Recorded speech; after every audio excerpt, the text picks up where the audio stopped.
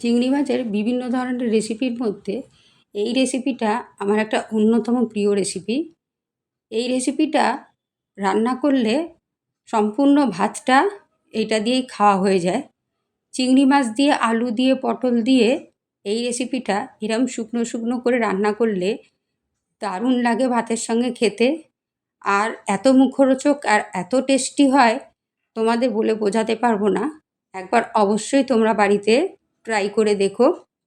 এই রেসিপিটা রান্না করতে একদম সময় কম লাগে, আর সবথেকে বড় কথা বেশি কিছু লাগে না। খুব অল্প ইনগ্রিডিয়েন্টস দিয়েই এই রেসিপিটা তৈরি করা হয়ে যায়, আর খুব হালকা মশলাও লাগে, যার জন্য এটা যখন যে কোনো সময় খাওয়া যায়। রুটি, পরোটা, ভাত সব কিছুর সঙ্গেই তোমরা খেতে পারো। ভিন্ন স্বাদের ব্যঞ্জনে আজকে তোমাদের সব্বাইকে স্বাগত। আজকে তোমাদের সঙ্গে আমি যে রেসিপিটা বানিয়েছি সেটা শেয়ার করব। আলু, পটল আর চিংড়ি মাছ দিয়ে তৈরি এই রেসিপিটা দুর্দান্ত স্বাদের।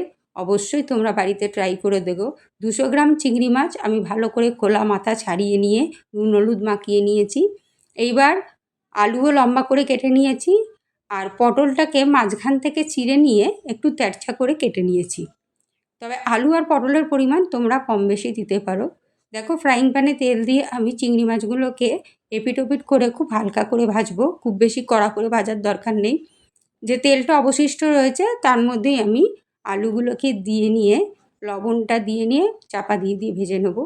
লবণ দিয়ে আলু যদি এভাবে চাপা দিয়ে দিয়ে ভাজা যায়, তাহলে আলুটা খেতেও খুব টেস্ট হয়, আর তাড়াতাড়ি সেদ্ধও হয়ে যায়। এই ভাজার সময় প্রায় অর্ধেক সেদ্ধ হয়েই যায়। আবার খানিকটা তেল অ্যাড করে দেবো। এবার যে পটলগুলো নিয়েছিলাম সেই পটলগুলো এই তেলের মধ্যে অ্যাড করে দিয়ে সামান্য পরিমাণে লবণ দিয়ে আবার ঢাকা দিয়ে দেবো। পটলগুলো বেশি খুব একটা ভাজার দরকার নেই, খুব কড়া যেন না হয়, হালকা করে ভাজলেই হবে। এই রেসিপিটা দুর্দান্ত খেতে লাগে। তোমরা অবশ্যই বাড়িতে একবার ট্রাই করে খেয়ে দেখো, আর আমাকে কমেন্টে জানিও তোমাদের কেমন লাগবে। যাই হোক, এবার আমি দেখো ফোড়নে খানিকটা 5 ফোড়ন দিয়ে নিয়েছি, আর 2টো মাঝারি সাইজের পেঁয়াজ আমি এইভাবে কুচিয়ে নিয়েছি। এই রেসিপিটা রান্না করতে মশলা একদমই কম লাগে। সামান্য পরিমাণে একটু মশলা নিয়েছি। দেখো, 1/2 চামচ জিরে গুঁড়ো, 1/2 চামচ ধনে গুঁড়ো, আর একটু কাশ্মীরি লঙ্কা গুঁড়ো, 1 চামচ মতো হলুদ গুঁড়ো। তবে ঝালের পরিমাণটা তোমরা কম বেশি দিতে পারো। তোমরা যদি ঝাল বেশি খাও তাহলে লঙ্কার পরিমাণটা একটু বাড়িয়ে নিতে পারো। পেঁয়াজটা আমার লাল লাল করে ভাজা হয়ে গেছে। এবার আমি মশলাটা এর মধ্যে অ্যাড করে দেবো। যে টমাটো দুটো নিয়েছিলাম সেই টমাটো দুটো ভালো করে চপড করে নিয়ে তারপর আমি এই মশলা অ্যাড করব। এবার দেখো, মশলাটা আমার কষা হয়ে তেল বেরিয়ে এসছে। এবার আলু আর পটল আমি এই মশলার মধ্যে অ্যাড করে দিয়ে সামান্য পরিমাণে একটু লবণ ছড়িয়ে দেবো। কয়েকটা পাকা কাঁচা লঙ্কা এর মধ্যে দিয়ে নেবো। ওই ঝালের পরিমাণটা সম্পূর্ণ তোমাদের স্বাদ মতো দিও। তোমরা যদি ঝাল কম খাও তাহলে লঙ্কা পরিমাণে কমই দিও। ভালো করে কষে নেওয়ার পর এবার আমি এর মধ্যে চিংড়ি মাছগুলোকে অ্যাড করে দেবো। বন্ধুরা, আমার রেসিপিগুলো তোমাদের কেমন লাগে আমাকে কমেন্টে অবশ্যই জানিও। আর যদি ভালো লাগে অবশ্যই লাইক শেয়ার করো।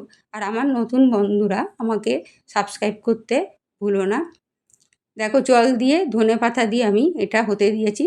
তবে জলের পরিমাণ খুব সামান্যই দিয়েছি, কারণ আলু পটল সবই সেদ্ধ হয়ে গেছে, যার কারণে জলের পরিমাণ একদম কম দিতে হবে, আর তরকারিটা একদমই মাখা মাখা হবে। বন্ধুরা, অবশ্যই একবার ট্রাই করো। ধন্যবাদ।